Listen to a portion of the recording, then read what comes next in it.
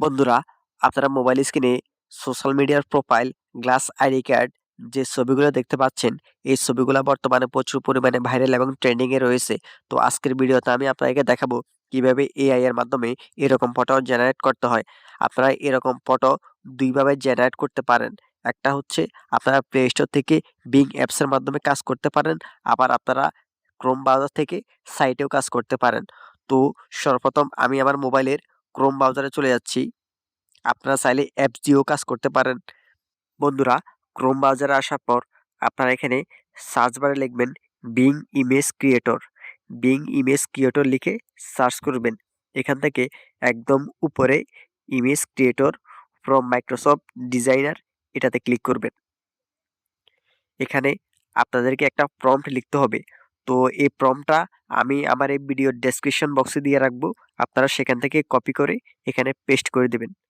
তো আমি এখানে পেস্ট করে দিতেছি।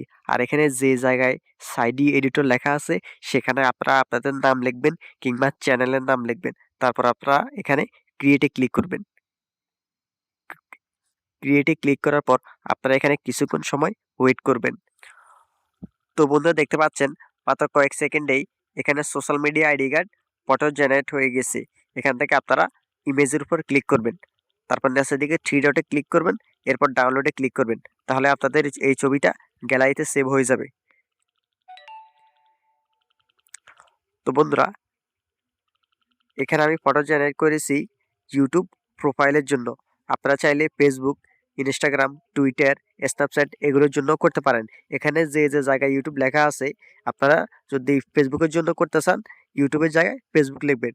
যদি হোয়াটসঅ্যাপের জন্য করতে চান আপনারা হোয়াটসঅ্যাপ লিখবেন। তো আশা করি আমার এই ভিডিওটা আপনাদের উপকারে আসছে। তো যারা নতুন তারা অবশ্যই আমার চ্যানেলটাকে সাবস্ক্রাইব করবেন, লাইক করবেন, কমেন্ট করবেন এবং বন্ধুদের মাধ্যমে শেয়ার করবেন। তো ধন্যবাদ সবাইকে।